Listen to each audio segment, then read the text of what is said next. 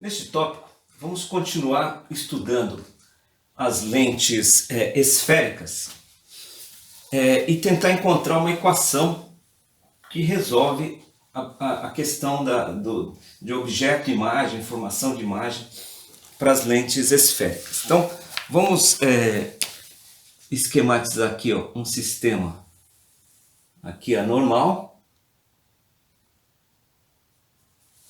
Vamos colocar aqui uma lente esférica côncava.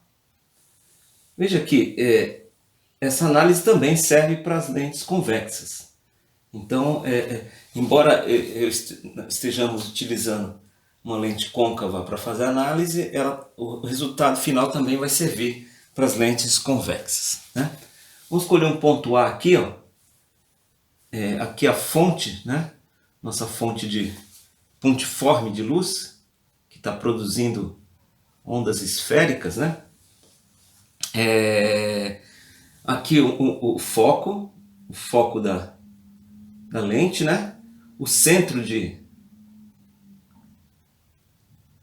curvatura, né? Que é o centro da circunferência. E aqui o ponto P, que é o ponto de formação da imagem. Ponto P, que é o ponto de informação da imagem, ok? Aqui o vértice. Aqui o vértice. E agora vamos pensar o seguinte. Esse aqui é um espelho.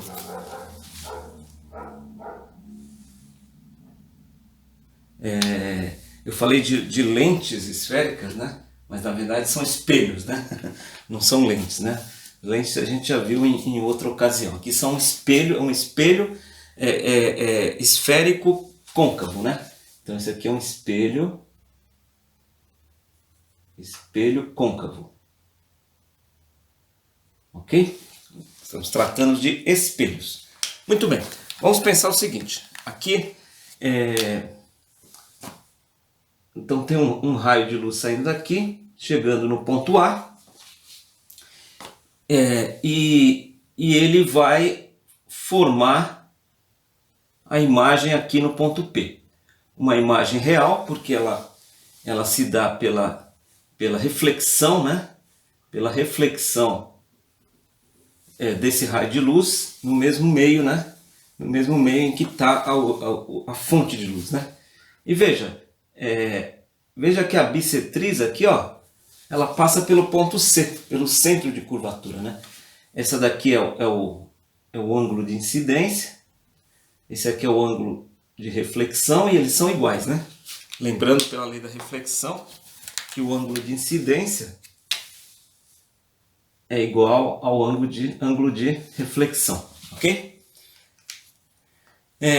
Muito bem. Isso de maneira genérica, né? Veja, a imagem pode ser formada em qualquer ponto aqui, né? Em qualquer ponto, ok? E a imagem para os espelhos côncavos sempre se forma do lado da fonte de luz, né? Do lado do centro de curvaturas. Para o espelho convexo, a imagem é formada atrás dele, né? Também do lado do centro de curvatura, sempre do lado do centro de curvatura. Muito bem, as distâncias aqui são, né? Vamos ilustrar as distâncias. Do vértice até o foco é a distância focal, chama de distância focal. Do vértice até o ponto P é a distância da imagem, da formação da imagem. A imagem é formada no ponto P, né? Do vértice até o ponto C é o raio da circunferência. E do vértice até o ponto S, a gente está supondo que o objeto esteja no ponto S.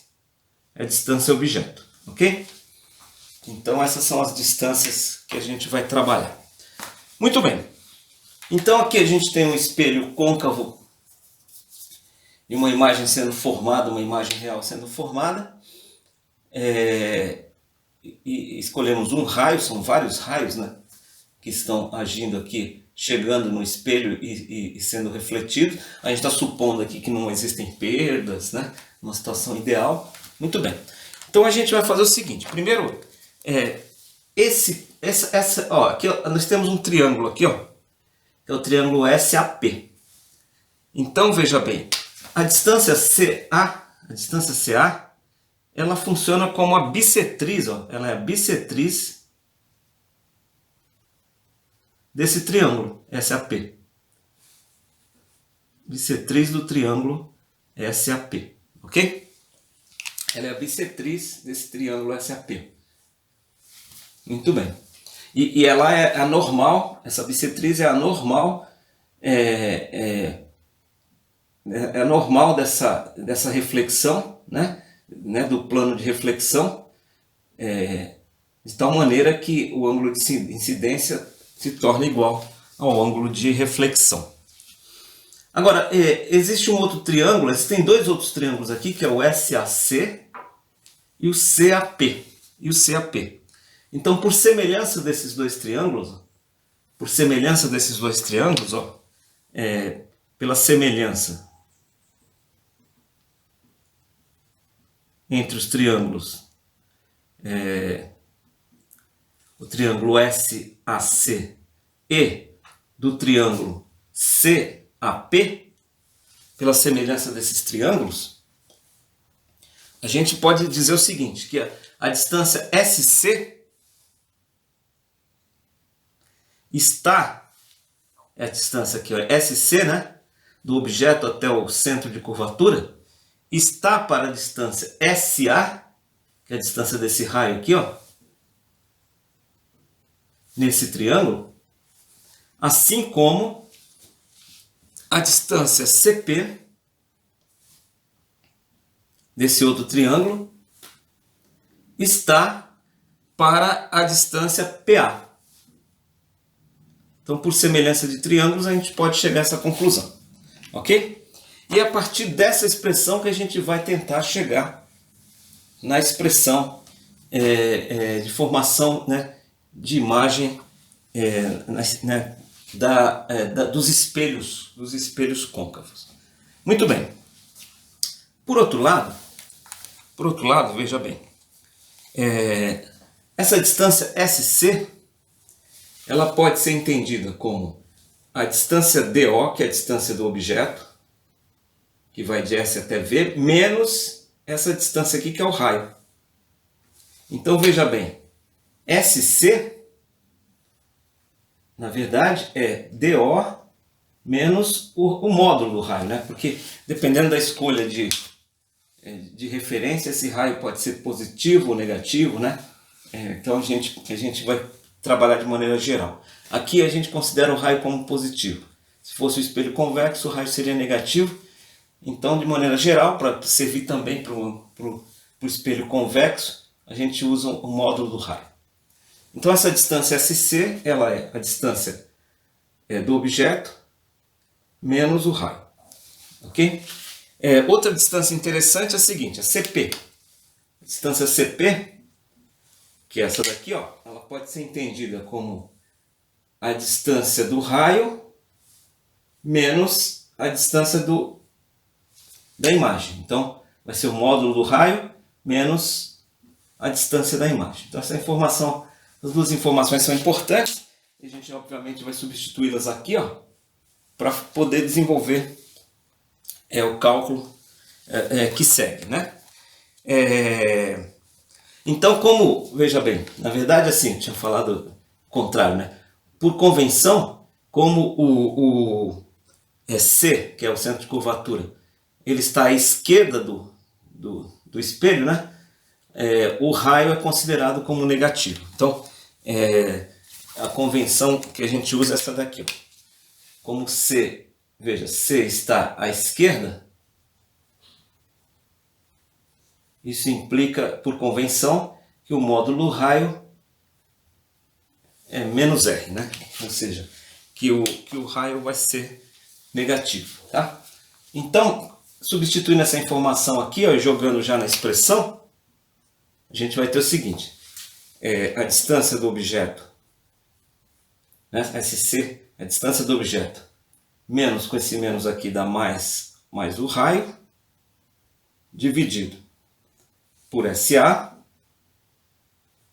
vai ser igual a distância CP, que é menos o raio, menos DI, então vai dar menos R mais DI, dividido por PA, dividido pela distância PA. Então a gente chega nessa expressão aqui, utilizando essas informações. Muito bem. Agora veja, agora vamos pensar no seguinte. Vamos pensar naquela aproximação paraxial, né? A aproximação paraxial faz com que esses raios, os raios incidentes, estejam muito próximos ao normal, né? Então, na verdade, a gente vai escolher uma região muito pequena aqui, ó, onde aquela aproximação de Taylor, onde a gente considere só o primeiro termo, né? O primeiro termo sobrevivente da aproximação de Taylor, né? Então os raios estão muito próximos à normal aqui, ó, né? Os raios estão muito próximos à normal. Então vamos considerar assim, ó, pela aproximação paraxial,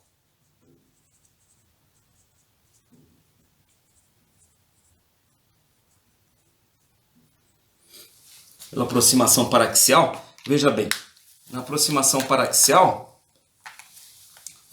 vamos esquematizar aqui, ó. A gente tem um raio aqui, né, que chega aqui no ponto A, e tem um raio aqui, ó, que é o raio que chega no vértice, né? Aqui é o ponto S, olhando aqui, ó, SA, S vértice, né? S vértice. Então veja bem, aqui é o ponto de imagem, onde a imagem é formada, e aqui tem uma curvatura, né? Tem uma curvatura. Então esse ângulo aqui, ó, a gente está considerando que esse ângulo aqui, ó, ele é muito pequeno, né? Nessa aproximação paraxial. Muito bem. E aí, quando esse ângulo é muito pequeno, veja bem, o SA, ele se torna praticamente o SV, que é a distância objeto. Então nessa aproximação paraxial, ó, veja bem, o SA, ele é da ordem do SV. E o SV, na verdade, é o DO. Então, veja bem, essa distância objeto, ela se torna, na aproximação paraxial, praticamente o tamanho desse raio aqui, ó. Tamanho desse raio, né? Quanto menor esse ângulo alfa, mais próximo esse valor vai ser deste, né? Porque ele vai executando esse movimento. A distância AP também vai encurtando, né? Na verdade, ela vai se tornando, veja, esse ângulo aqui vai diminuindo, essa distância PA vai se tornando praticamente PV. Então a distância PA, ó, vai se tornar da ordem de PV na aproximação paraxial, e PV é o quê? PV é a distância da imagem. PV é a distância imagem, né? Então veja bem, na aproximação paraxial, esses valores aqui, que são esses aqui de baixo, se tornam praticamente esses. E se a gente substituir nessa expressão, vai ficar assim, D0, que é a distância do objeto, mais o raio, dividido por SA, que é a distância do objeto, vai ser o raio menos, né? O raio mais a distância da imagem, formação da imagem, dividido pela distância da imagem. E aí a gente tem todos os elementos, isso para aproximação paraxial, né? Isso para aproximação paraxial, ok? Aí a perda que a gente tem nessa aproximação é aquele ΔX, que é o erro, né? São valores muito pequenos da aproximação na ordem, de ordens maiores do que 2, né? De ordens maiores do que 2. Então a gente chegou nessa expressão aí. E a partir dessa expressão, veja bem, se a gente fizer uma, veja, D0, DO dividido por DO, distância objeto pela distância objeto dá 1.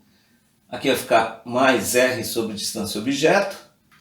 Aqui vai ficar menos R sobre distância imagem, mais menos 1, né? Distância imagem pela distância imagem dá 1. Aí jogando valores para lá, valores para cá, a gente vai chegar nessa conclusão aqui, ó, que 1 dividido pela distância objeto mais 1 dividido pela distância imagem vai ser menos 2 sobre R.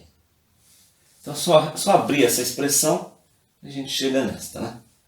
Como eu falei, divide D0 por D0 dá 1, mais R sobre D0, aqui desse lado menos R sobre DI, desse lado menos DI sobre DI dá 1, eu tenho menos 1 desse lado, 1 com 1 desse lado joga para cá, vira menos 2, aí desse lado aqui ficou RDO mais RDI, porque o RDI a gente passa para o lado de cá, e aí o R passa a dividir, ok? E a gente chega nessa expressão aí, que já é quase a expressão. Na verdade, essa expressão aí, ó, é chamada de equação.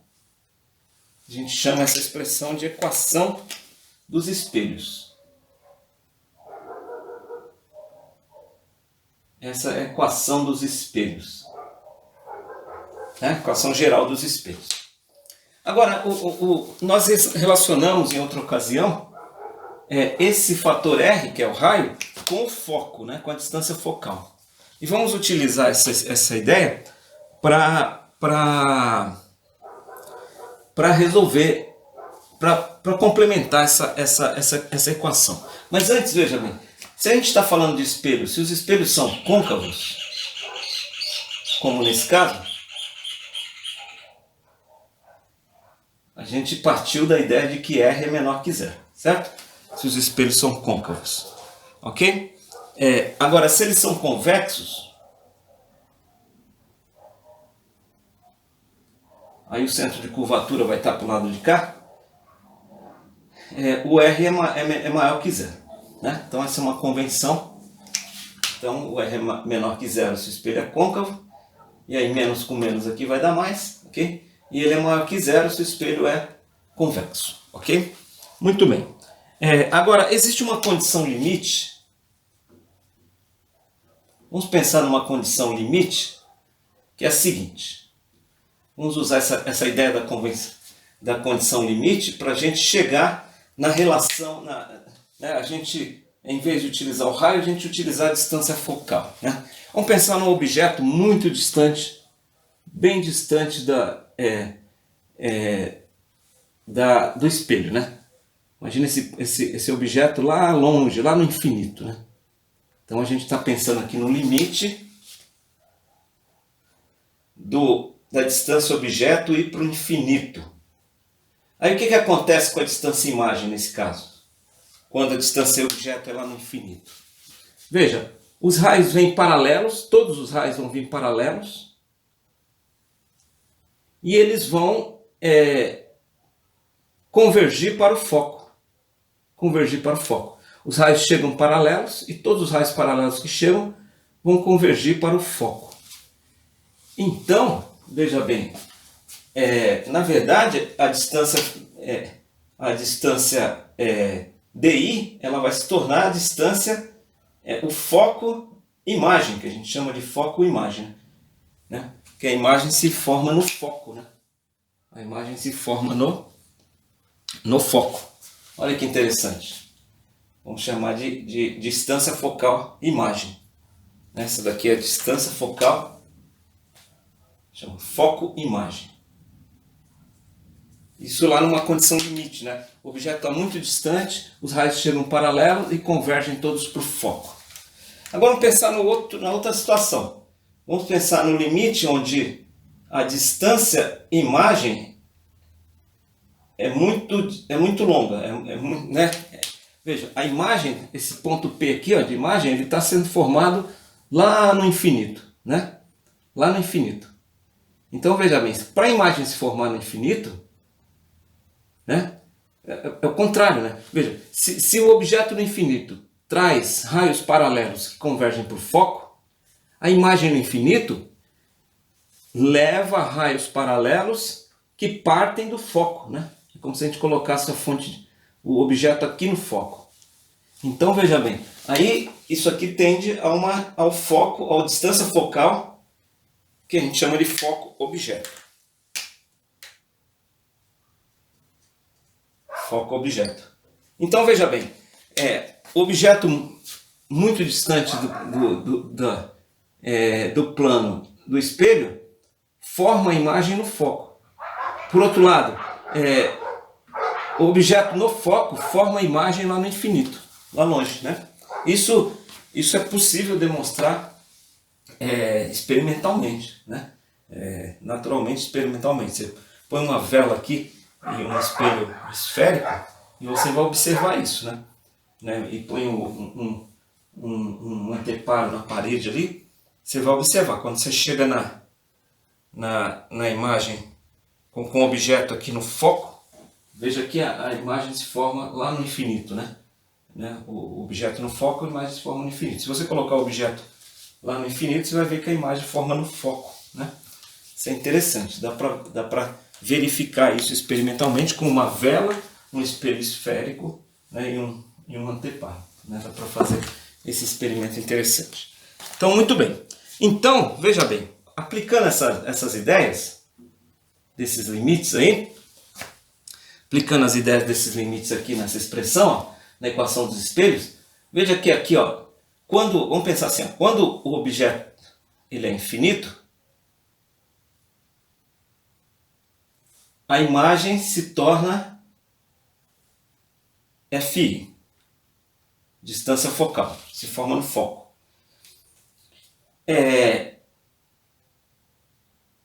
E veja bem, o menos 2 sobre R é igual. Então, por outro lado, quando o objeto é colocado no foco, a imagem é formada no infinito. E essas expressões são iguais, porque o 2 é fixo, o R também é fixo, estamos usando o mesmo raio de curvatura. Então, olha que interessante, isso aqui é zero, né? Isso aqui é zero. Então, o foco objeto é igual ao foco imagem, que é o F, né? O foco objeto. Então, daqui a gente tira que o foco objeto é igual ao foco imagem, que é igual à distância focal que a gente chamou aqui, ó. É o mesmo foco, né? É o mesmo foco. Então, 1 sobre o foco é igual a menos 2 sobre R. Então, conclusão, né? A gente chega à conclusão que 1 sobre o foco é menos 2 sobre R. Ok? É menos 2 sobre R. Então, a gente pode substituir 1 sobre o foco naquela expressão. Substituindo 1 sobre o foco naquela expressão, a gente vai chegar à seguinte conclusão. Portanto, 1 sobre a distância objeto mais 1 sobre a distância imagem vai ser 1 sobre o foco. E essa expressão final, utilizando o foco como elemento aqui, né, na equação dos espelhos, né? Na equação dos espelhos. Então, e aqui, ó, a gente chega à conclusão também seguinte, vejam, aqui, mesma análise que a gente faz, né? Se o foco é maior que zero, então o espelho é côncavo. Se o foco é menor que zero, o espelho é convexo. Ok? Então, o foco maior que zero para o espelho côncavo e o foco menor que zero para o espelho convexo por convenção, né? Por convenção. Ok? Por convenção. E aí a gente tem agora a equação dos espelhos, muito simples, né? Isso para aproximação paraxial. Se a gente considerar o espelho nessa extensão toda, aí não dá para fazer essa aproximação paraxial, a equação não vai ficar tão simples assim, ok? A equação não fica simples assim. Mas para efeito de fabricação de espelhos, essa expressão que se utiliza, né? Para os espelhos esféricos numa região paraxial aqui, onde os ângulos de incidência são muito pequenos. Tá bom? Então, até a próxima!